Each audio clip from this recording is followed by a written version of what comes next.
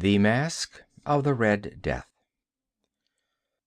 The Red Death had long devastated the country.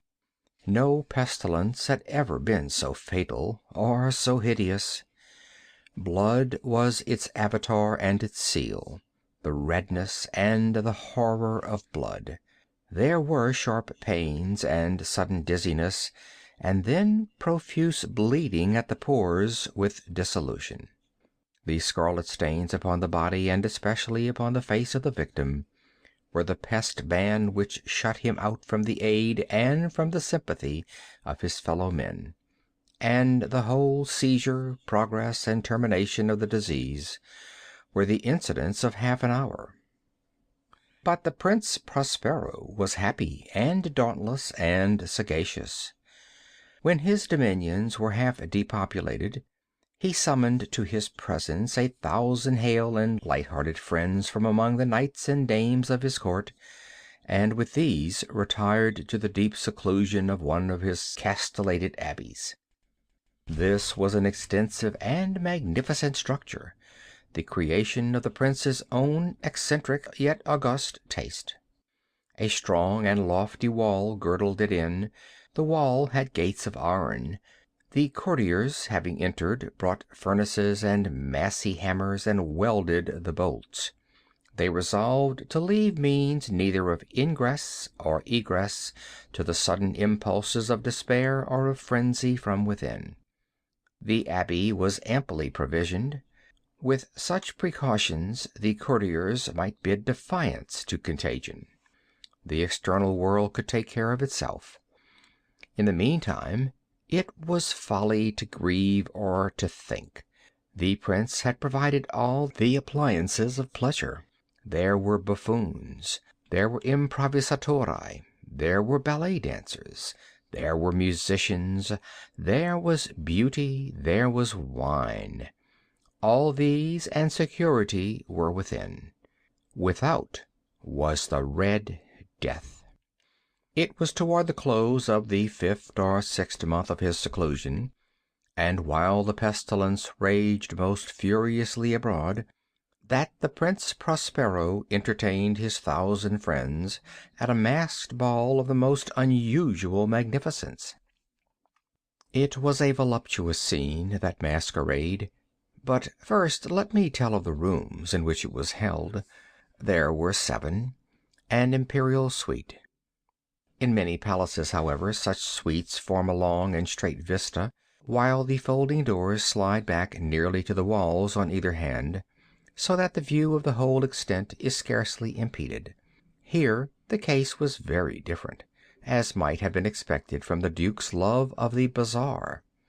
The apartments were so irregularly disposed that the vision embraced but little more than one at a time. There was a sharp turn at every 20 or 30 yards, and at each turn a novel effect. To the right and left, in the middle of each wall, a tall and narrow Gothic window looked out upon a closed corridor which pursued the windings of the suite. These windows were of stained glass, whose color varied in accordance with the prevailing hue of the decorations of the chamber into which it opened. That of the eastern extremity was hung, for example, in blue, and vividly blue were its windows. The second chamber was purple in its ornaments and tapestries, and here the panes were purple. The third was green throughout, and so were the casements. The fourth was furnished and lighted with orange, the fifth with white, the sixth with violet. The 7th apartment was closely shrouded in black velvet tapestries that hung all over the ceiling and down the walls, falling in heavy folds upon a carpet of the same material and hue. But in this chamber only, the color of the windows failed to correspond with the decorations. The panes here were scarlet, a deep blood color. Now in no one of the 7 apartments was there any lamp or candelabrum, amid the profusion of golden ornaments that lay scattered to and fro or depended from the roof. There was no light of any kind emanating from lamp or candle within the suite of chambers. But in the corridors that followed the suite there stood, opposed to each window, a heavy tripod, bearing a brazier of fire that projected its rays through the tinted glass, and so glaringly illumined the room. And thus were produced a multitude of gaudy and fantastic appearances. But in the western or black chamber, the effect of the firelight that streamed upon the dark hangings through the blood-tinted panes was ghastly in the extreme, and produced so wild a look upon the countenances of those who entered, that there were few of the company bold enough to set foot within its precincts at all. It was in this apartment also that there stood against the western wall a gigantic clock of ebony.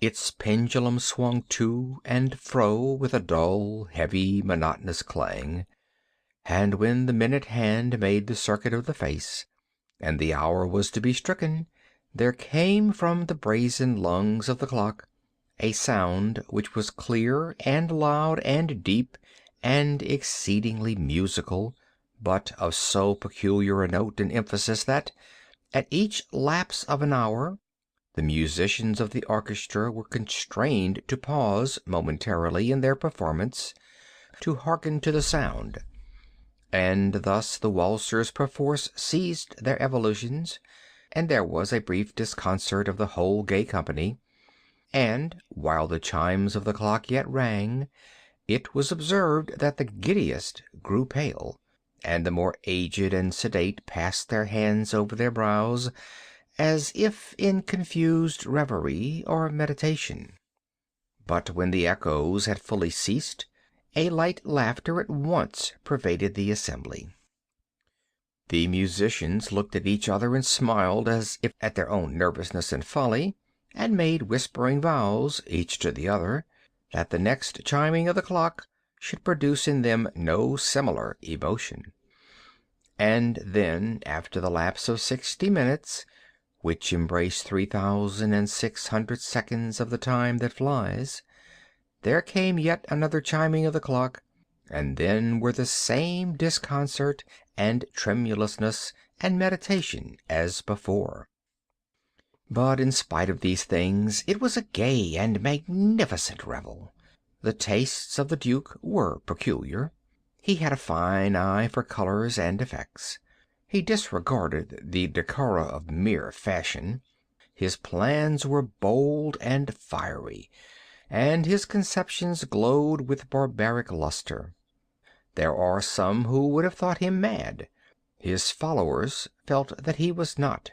It was necessary to hear and see and touch him to be sure that he was not. He had directed, in great part, the movable embellishments of the 7 chambers upon occasion of this great fête, and it was his own guiding taste which had given character to the masqueraders. Be sure they were grotesque. There were much glare and glitter and piquancy and phantasm, much of what has been seen since in Hernani. There were arabesque figures with unsuited limbs and appointments. There were delirious fancies such as the madman fashions. There was much of the beautiful, much of the wanton, much of the bizarre, something of the terrible, and not a little of that which might have excited disgust. To and fro in the 7 chambers there stalked, in fact, a multitude of dreams.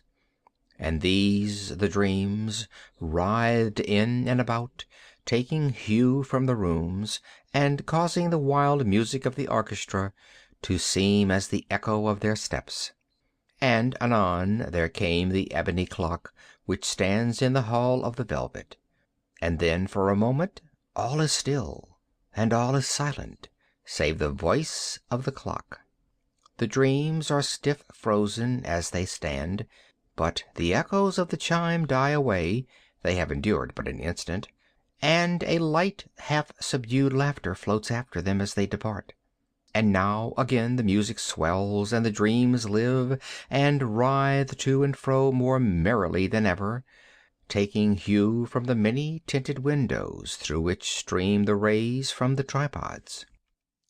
But to the chamber which lies most westwardly of the seven, there are now none of the maskers who venture, for the night is waning away, and there flows a ruddier light through the blood-colored panes, and the blackness of the sable drapery appalls, and to him whose foot falls upon the sable carpet, there comes from the near clock of ebony a muffled peal more solemnly emphatic than any which reaches their ears who indulge in the more remote gaieties of the other apartments.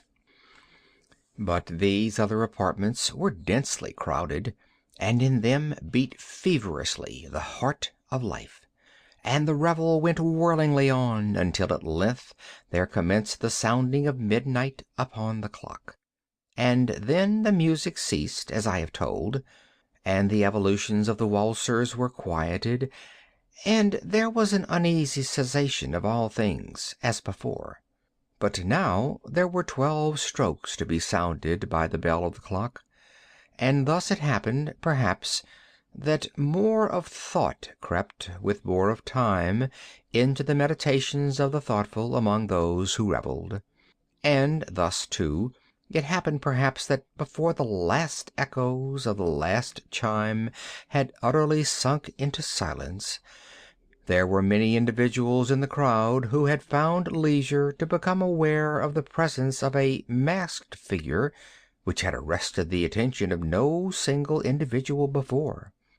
And the rumor of this new presence having spread itself whisperingly around, there arose at length from the whole company a buzz, a murmur, expressive of disapprobation and surprise, then, finally, of terror, of horror, and of disgust.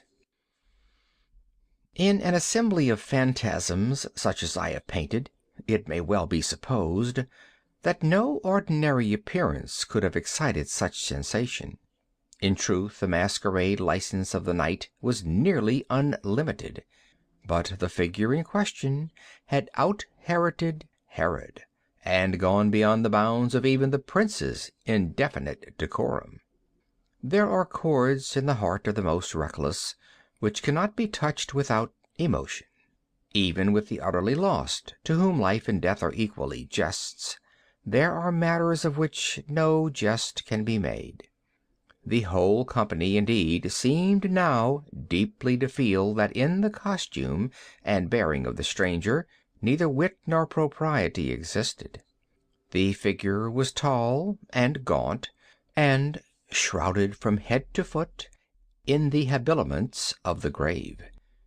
The mask which concealed the visage was made so nearly to resemble the countenance of a stiffened corpse that the closest scrutiny must have had difficulty in detecting the cheat. And yet all this might have been endured if not approved by the mad revellers around. But the mummer had gone so far as to assume the type of the Red Death. His vesture was dabbed in blood, and his broad brow, with all the features of the face, was besprinkled with the scarlet horror. When the eyes of Prince Prospero fell upon this spectral image, which, with a slow and solemn movement, as if more fully to sustain its role, stalked to and fro among the waltzers, he was seen to be convulsed in the first moment with a strong shudder, either of terror or distaste, but in the next his brow reddened with rage. "Who dares?" he demanded hoarsely of the courtiers who stood near him. "Who dares insult us with this blasphemous mockery? Seize him and unmask him, that we may know whom we have to hang at sunrise from the battlements." It was in the eastern or blue chamber in which stood the Prince Prospero as he uttered these words. They rang throughout the 7 rooms loudly and clearly, for the prince was a bold and robust man, and the music had become hushed at the waving of his hand.